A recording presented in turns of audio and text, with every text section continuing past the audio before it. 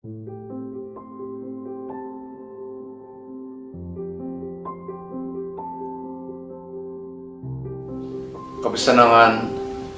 dan salam sejahtera. Tahun 2020 telah menyebabkan ramai rakyat Malaysia keliru, kecewa oleh persaingan berbagai pihak, malah juga kecewa terhadap demokrasi.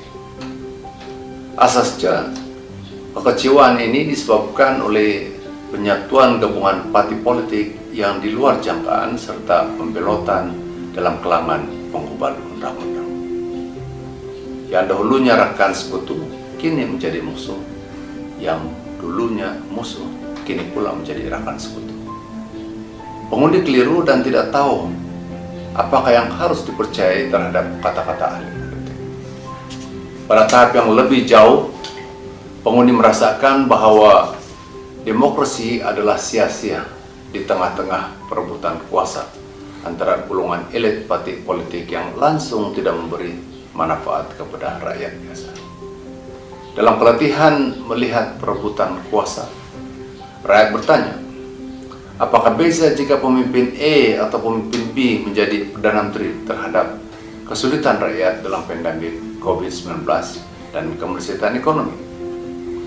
Saudara dan saudari, pengundi yang kehilangan kepercayaan terhadap demokrasi adalah sesuatu yang sangat berbahaya. Keraguan ini boleh menyebabkan mereka memberi sokongan terhadap otoritarianisme, yaitu satu pahaman yang bertentangan dengan amalan demokrasi.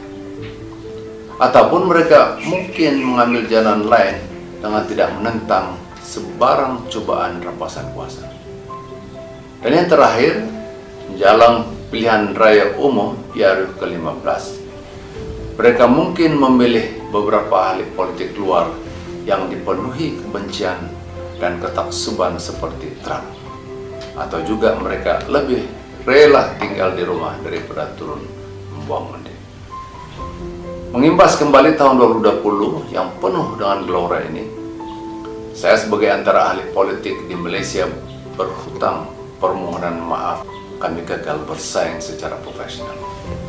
Untuk itu bagi tahun 2021, ahli-ahli dan parti-parti politik yang ada harus bersaing menawarkan dasar dan penyampaian yang lebih baik bagi membantu rakyat Malaysia menghadapi wabak dan kemerosotan ekonomi. Supaya nanti tidak kira mana-mana parti yang menang dan kalah, satu perkara lebih membawa bermakna ialah rakyat akan sentiasa menjadi pemenang.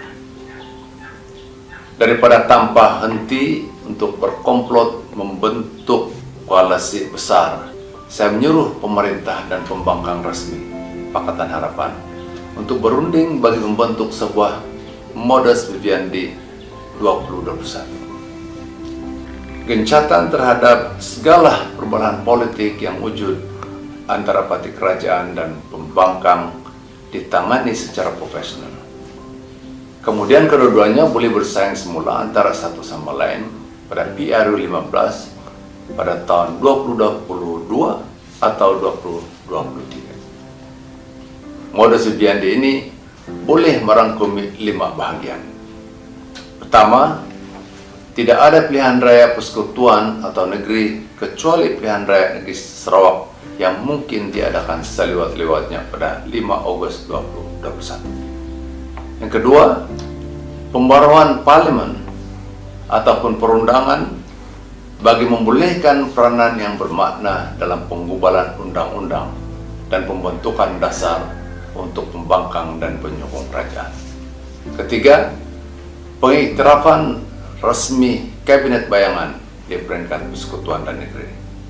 Keempat, dana pembangunan kawasan CDF yang saksama untuk semua pengubahan undang-undang kerajaan maupun pembangkang. Dan yang kelima, persiapan untuk PRU 15 dan pilihan raya negeri yang bebas dan adil yang mesti merangkumi kemudahan pengundian tanpa kehadiran fisikal secara besar-besaran dan kampanye digital yang amat diperlukan untuk sebarang pilihan raya semasa pandemi COVID-19. Modus Vivendi seperti ini akan membolehkan kerajaan memberi tumpuan untuk menguruskan hal level pandemik dan meningkatkan ekonomi. Sementara yang membolehkan pembangkang memberi pengawasan terhadap perundangan dengan berkesan. Ini benar-benar akan memberikan kestabilan politik dan memastikan accountability demokratik yang sangat diperlukan Malaysia untuk mengatasi keletihan politik serta memberikan keyakinan dalam perniagaan dan meningkatkan kredit penanaman. Saya dengan rendah hati mohon agar Perdana Menteri Yang Amat Berhormat Tan Sri Muhyiddin Yassin dan Ketua Pembangkang Parlimen Yang Berhormat Datuk Seri Anwar Ibrahim untuk mempertimbangkan cadangan di atas. Saya juga mohon agar semua parti PH Plus dapat mengadakan perbincangan yang inklusif dan ikhlas bagi membentuk pembangkang yang kuat, bukan hanya dalam cita-cita tetapi juga dalam polisi. Kita jangan lagi membuang lebih banyak masa dengan hanya umum. Sesungguhnya Malaysia memerlukan politik yang profesional, bukannya sebuah perpaduan yang palsu. Mari kita jayakan bersama tahun 2021 yang penuh dengan harapan.